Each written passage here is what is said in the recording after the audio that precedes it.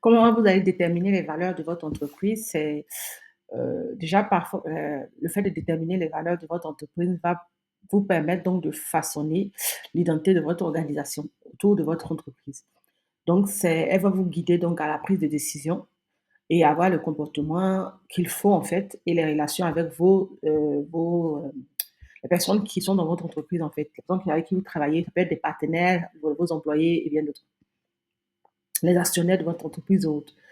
Alors, comment vous allez faire pour comprendre les valeurs et en tout cas réaliser les valeurs de l'entreprise? C'est vraiment, ça se limite autour de la croyance profonde, ligne directrice, pardon, et influence structurelle. C'est-à-dire, la croyance profonde, c'est quoi? C'est ce qui représente les normes et les comportements qui sont attendus au sein de votre entreprise. C'est-à-dire, les personnes, quand ils viennent vers vous, ils savent que telle entreprise a telle valeur, telle entreprise véhicule telle valeur, telle entreprise souhaite faire ceci. Exemple, si une personne veut vendre des produits éthiques ou vendre des produits bio ou vendre des produits africains et que dans son entreprise, on ne voit pas de produits africains, il y a un problème. Si vous voulez vendre des produits asiatiques et que l'asiatique de la Chine et on trouve des produits japonais, là, il y a un problème. Vous ne véhiculez pas le message. C'est surtout quand il y a la contradiction encore plus et grave. Vous êtes concentré sur de l'éthique, des produits vraiment, euh, on va dire, venant de la France, donc réalisés par des créateurs français, et on trouve des produits chinois là-dedans. Il y a un problème. Ensuite, la ligne directrice, c'est quoi? C'est qui guide les décisions dans votre entreprise au quotidiennement, en fait. C'est qui vous guide quotidiennement dans votre entreprise. Ensuite, l'influence culturelle, c'est la manière dont ce qui façonne la culture d'entreprise et les interactions avec les parties prenantes. Donc, comme je vous ai expliqué, les parties prenantes, c'est vraiment ceux qui sont concernés par votre entreprise, notamment dans sa réalisation et l'évolution, en fait, ou même ceux qui achètent. Voilà, voilà. Alors, la réflexion personnelle, ce sont vos convictions, qualité recherchée et puis la motivation. Donc, vos convictions, c'est ce qui compte le plus pour vous. C'est vraiment ça qui va faire que votre entreprise va avoir donc voilà, cette pardon, voilà, va avoir cette vision, ces valeurs qu'on va lui donner. La qualité recherchée, c'est vraiment identifier les qualités humaines et professionnelles que vous valorisez chez vos collaborateurs.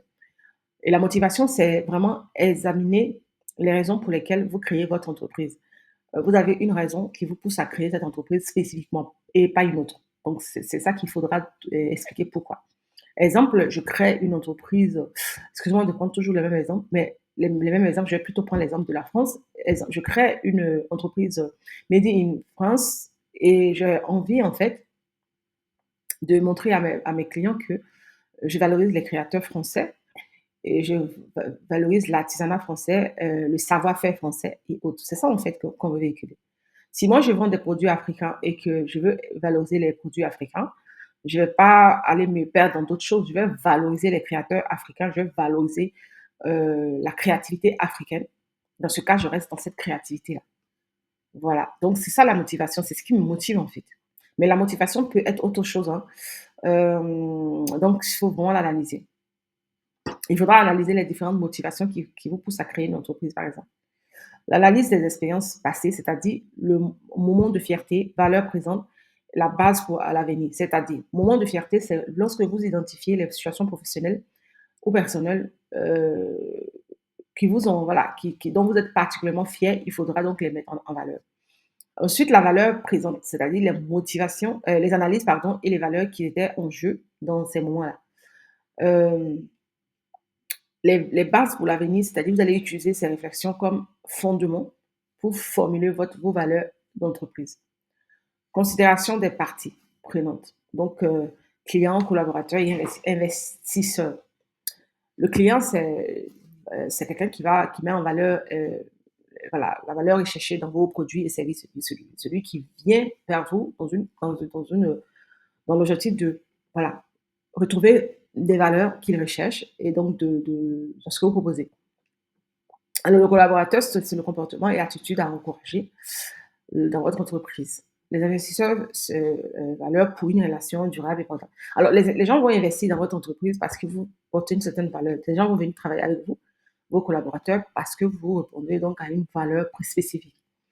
Donc, la définition et l'hierarchisation des valeurs, c'est vraiment les valeurs principales qui doivent être autour de 5 à 7 valeurs clés qu'il faudra identifier.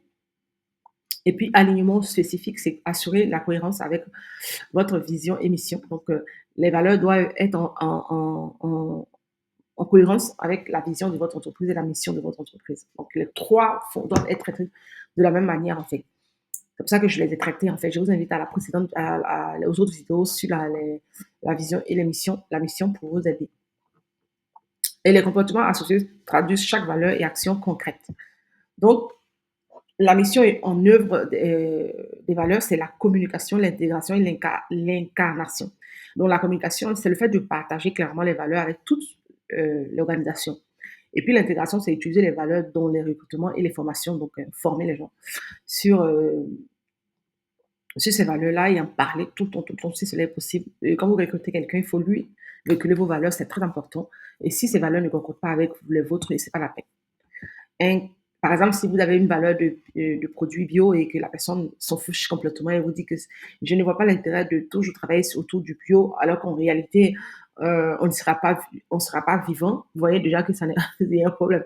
Quelqu'un qui ne veut pas mettre en valeur tout ce qui est bio, tout ce qui est dérèglement climatique et autres, et dit ben, je ne serai pas là quand la Terre va quand il y aura le dérèglement, quand les choses vont s'empirer, je serai pas vivant, pourquoi je devrais m'inquiéter? Il va dans un recrutement et il le dit. Je suis désolée, cette personne, on ne la garde pas. Quoi. L'incarnation, c'est vraiment vivre ces valeurs-là au quotidien en tant que leader. C'est-à-dire que vous devez les incarner. C'est-à-dire qu'on doit sentir dans vos façons de faire que vous incarnez vos valeurs parce qu'en réalité, les gens s'inspirent de vous. En fait, c'est vous le leader de votre entreprise et donc les gens s'inspirent de vous pour faire les choses. Par exemple, si vous dites dans vos valeurs, le respect est très important et qu'on vous voit parler mal à vos